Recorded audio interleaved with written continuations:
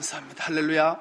할렐루야. 오늘은 인사를 이렇게 했습니다. 두 손을 배꼽에 딱 이렇게 모아보십시오. 이렇게 모아보시고 옆 사람하고 또 뒷사람하고 앞 사람하고 인사할 때 이렇게 배꼽에 손을 딱 먹고 이래가지고 반갑습니다. 잘 오셨습니다.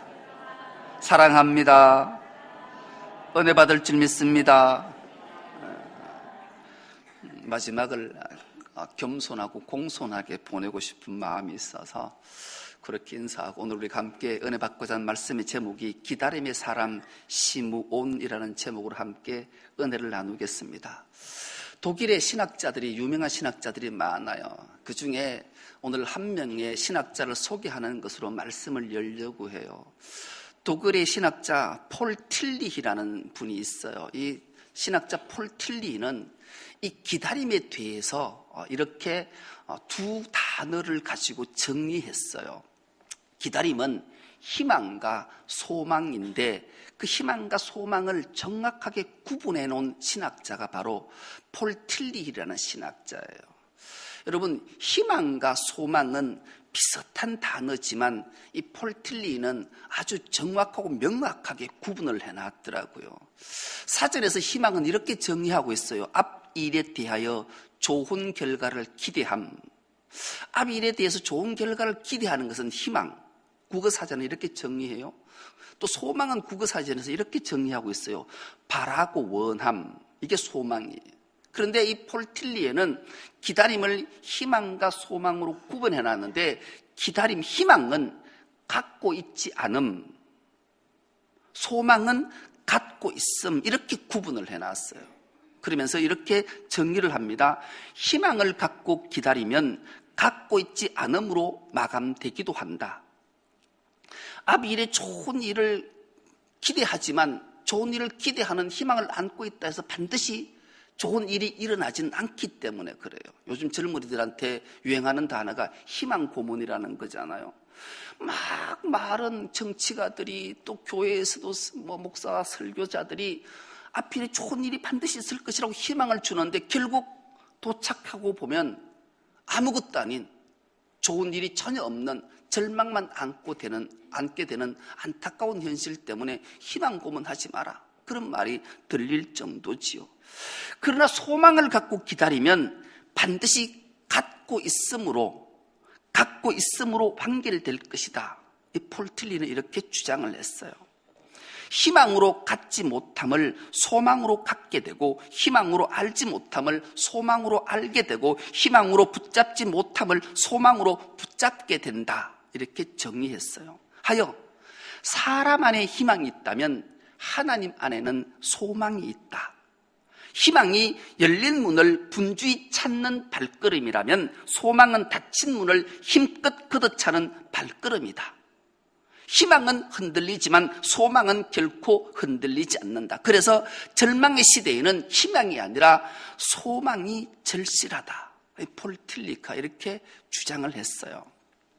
오늘 본문에 소망의 기다림을 갖고 살았던 한 인물을 소개하려고 해요. 그의 이름은 시므온이에요. 이 시므온의 이름의 뜻은 하나님께 들음, 하나님의 말씀을 경청해서 들었고 듣는 것으로 그친 것이 아니라 하나님이 응답하셨다, 그런 뜻이 시므온의 이름의 뜻이에요. 그렇다면 왜 기다림의 대명사, 소망의 대명사를 갖고 있었던 시므온 이야기를 하려고 하는가? 여러분, 우리가 잘 알다시피 구약 말라기 선지자를 마지막으로 세례 요한이 강야에서 외칠 때까지의 400년의 세월 동안 이스라엘에는 영적 암흑기가 찾아왔어요. 전혀 하나님이 계시된 말씀이 들려지지도 않았을 뿐더러 하나님의 부름을 받은 선지자들이 외치지 않았기 때문에 그래요. 그 암흑은 400년의 세월은 너무나 길었던 거죠. 그때 이 시므온은 하나님께 들었고 하나님께 기도했고 하나님께 소망을 뒀고 하나님은 그에게 응답하셨기 때문에 이 시므온은 성전을 떠나지 않고 하나님께 기도함으로 아기 예수를 안고 축복하고 메시아를 노래했던 위대한 인물이 시므온이기 때문에 그런 거죠. 여러분, 시므온은 이 침묵 기간 동안에 하나님의 음성이 전혀 들리지 않은 시대였지만 그는 하나님의 음성을 들었던 유일한 사람, 몇 안 되는 사람 중에 한 사람이었기 때문에 이 시므온은 위대하다 말할 수 있는 거예요. 결국 그는 메시아신 예수 그리스도를 안고 축복하고 노래할 수 있는 큰 강령을 입었기 때문이죠. 그래서 이 시므온의 노래는 참으로 유명하고 유명해요. 그래서 오늘 본문에도 시므온의 노래가 기록되어져 있는데 제가 다시 한번 봉독해 드리겠습니다. 28절부터 32절이 시므온의 노래입니다.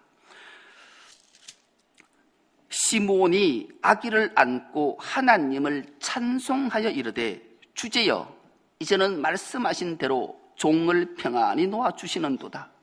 내 눈이 주의 구원을 보았사오니 이는 만민 앞에 예비하신 것이요 이방을 비추는 빛이요 주의 백성 이스라엘의 영광이니이다. 아멘.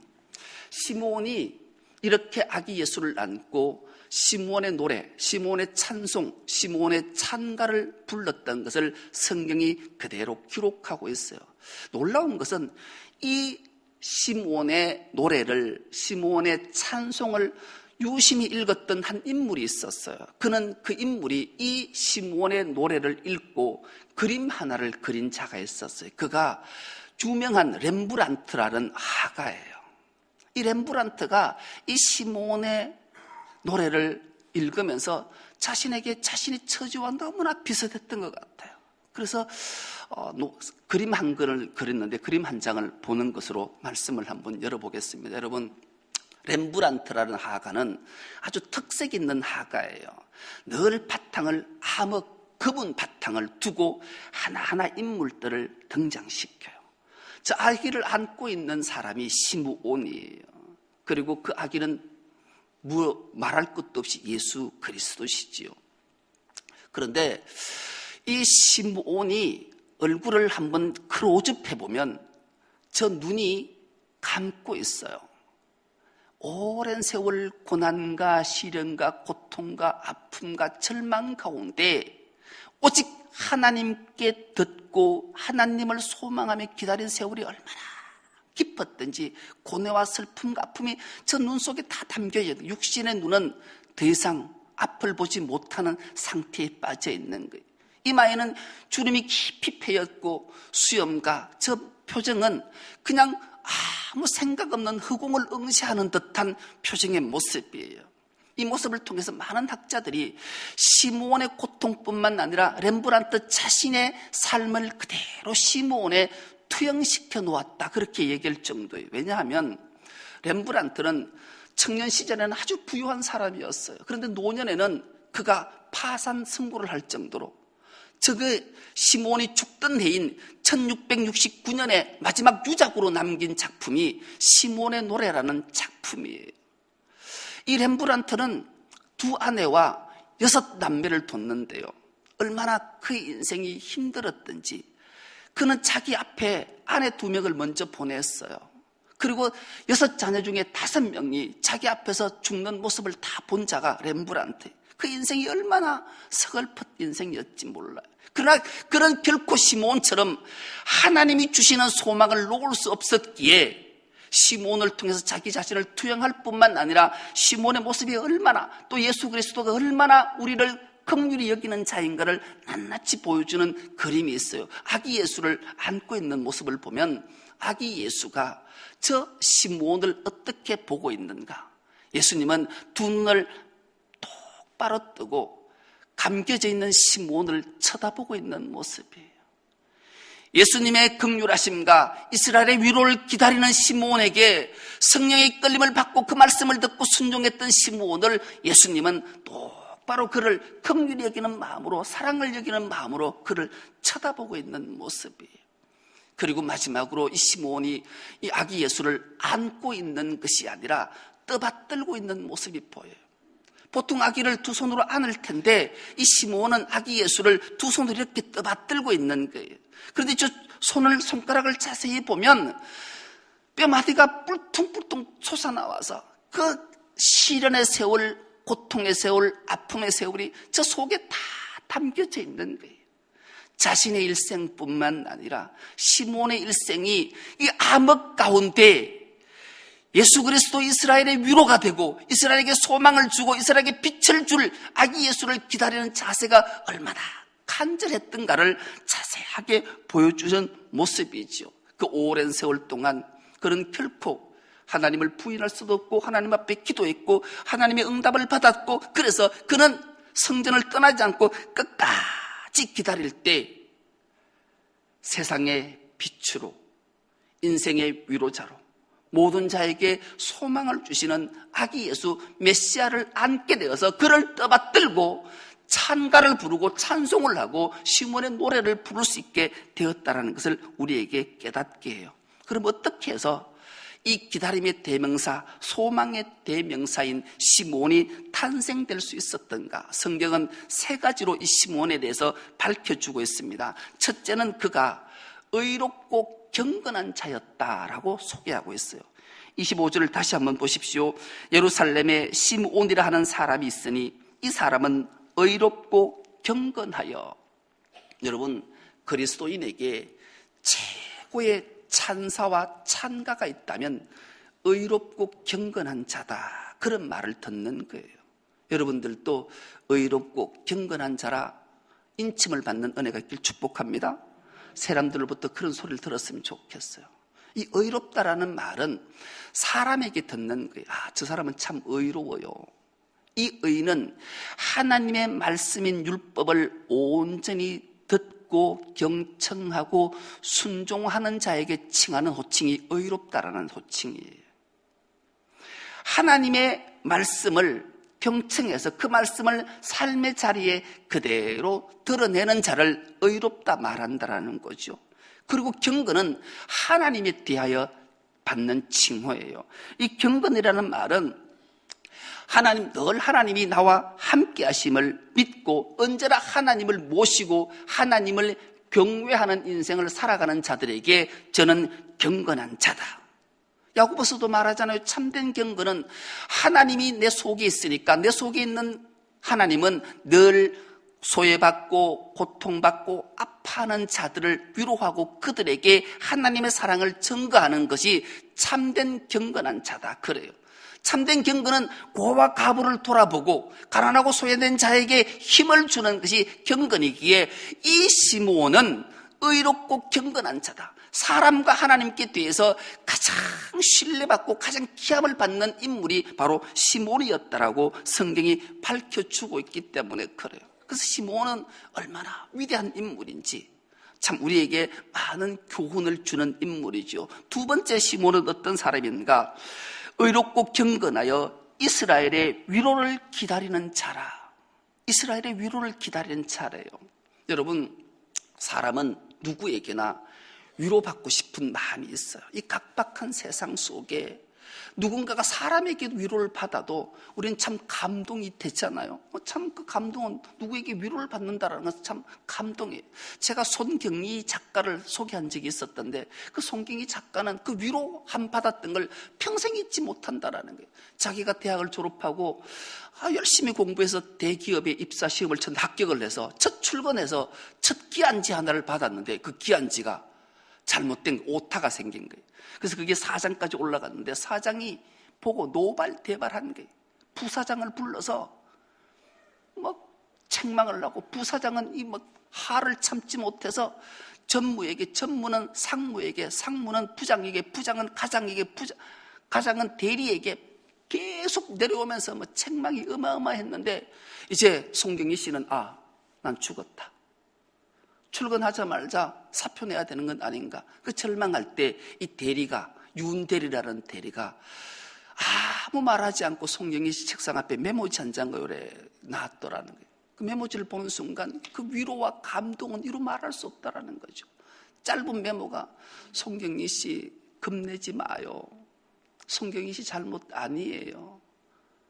상사인 내가 그 서류를 잘 관찰하지 못한 내 잘못이지 당신 잘못 아니라고. 그래서 그는 일평생 그 윤대리에 대해서 모든 것이 다 용서가 되더라. 그 위로는 이루 말할 수가 없었다. 불안과 초조해 있을 때 위로의 말 한마디가 얼마나 감동으로 찾아왔든지. 인생도 이렇게 위로가 필요한데 인생이 사람에게 위로보다 하나님의 위로, 이스라엘의 위로는 오직 메시아, 400년의 어둠을 뚫고 빛으로, 소망으로 우리에게 찾아오실 그 주님을 기다리는 그 위로자를 이 시므온은 믿고 기다렸어요.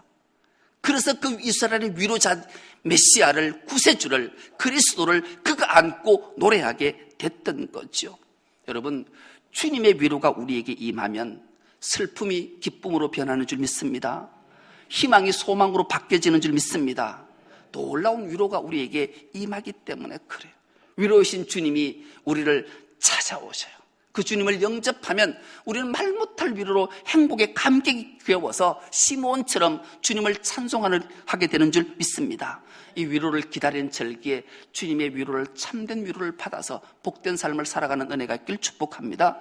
마지막으로 이 시므온은 어떤 사람이었는가? 성령의 지시를 받는 사람이었어요. 25절 하반절을 보십시오. 이스라엘의 위로를 기다리는 자라, 성령이 그 위에 계시더라. 26절입니다. 그가 주의 그리스도를 보기 전에는 죽지 아니하리라는 성령의 지시를 받았더니 27절입니다. 성령의 감동으로 성전에 들어가매 마침 부모가 율법의 칼례대로 행하고자 하여 그 아기 예수를 데리고 오는지라. 이 시므온은 성령의 사람이었다도 과언이 아니, 성령이 늘 시므온 위에 머물러 계셨어요. 그리고 그 성령께서는 이 시므온에게 지시하셨어요. 그리고 그에게 성령의 감동을 주셨어요. 그리고 네가 오랜 세월이지만 나의 말을 믿고 기다리면 반드시 이스라엘의 위로자가 올 것이다. 그 말 앞에 시므온은 그 오랜 세월 동안 성전을 떠나지 않고 하나님을 찬미하고 그 말씀을 읽고 듣고 지키며 기다렸더니만 가장 먼저 메시아로 오신 예수 그리스도를 떠받들고 찬송하게 되는 광명이 그에게 있었던 거죠. 여러분, 오늘 또 우리는 그 위로의 주님, 또 이 땅에 우리를 구속해 주신 예수님, 다시 오실 주님을 기다리는 대림절 세 번째 주일을 맞이했습니다. 예루살렘에는 수많은 사람들이 있었지만 정말로 성령의 임함과 성령의 지시와 성령의 감동을 받는 것이 아니라 대부분 형식적인 종교인들이었기에 성령은 그들을 지시하지도 않았고 성령의 감동을 주지도 않았지만 이 시몬에게만큼은 하나님께서 성령의 충만함을 허락해 주셨던 거죠. 그래서 그 성령의 소망으로 말미암아 예수님을 만나게 되고 축복하게 되는 놀라운 강령을 입었던 것처럼 오늘도 세상에 수많은 사람이 있지만 성령이 그 위에 머물고 성령의 지시함을 받고 성령의 감동함을 받는 사람이 얼마나 되는지를 다시 한번 점검해보고 나는 어떤 사람이 되어야 되는가? 내 위에 성령께서 머물고 계시는가? 나는 성령의 지시함을 받고 있는가? 그 성령의 감동함으로 날마다 다시 오실 주님을 대망하고 기다리고 있는가를 되짚어보고, 그렇지 않다면 다시 한번 이 시므온처럼 하나님 앞에 내가 어떤 자세로 서야 되는가? 하나님과 사람 앞에 의롭고 경건한 자라 인칭을 받고 이스라엘의 위로를 기다리는 자로 성령이 위에 임하고 또 성령의 지시를 받고 성령의 감동함으로 주님을 대망하고 기다려서 주님께 크신 영광을 올려드리는 우리 모두가 될 수 있기를 간절히 기도합니다. 하나님 아버지, 고맙고 감사합니다.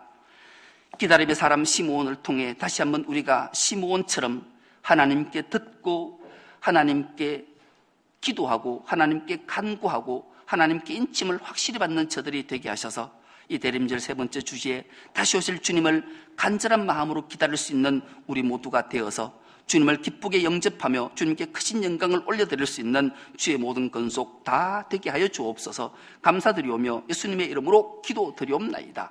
아멘. 말씀을 생각하면서 결단에 찬양하겠습니다. 그렇습니다. 주님은 반드시 다시 오십니다. 다시 오실 주님을 어떻게 대망하며 기다려야 되는지 시므온을 생각하면서 결단에 찬양하겠습니다. 주님 다시 오실 때까지, 주님 다시 오실 때까지 나는 이 길을 가리라. 좁은 길 나의 십자가 지고 나의 가는 이 길 끝에서 나는 주님을 보리라. 영광을 내 주님 나를 맞아주시리. 주님 다시 오실 때까지 나는 일어나 달려가리라. 주의 영광 온 땅 덮을 때 나는 일어나 노래하리. 내 사모하는 주님 온 세상 구주시라. 내 사모하는 주님 영광의 왕이시라. 주님 다시 오실 때까지, 주님 다시 오실 때까지 나는 이 길을 가리라.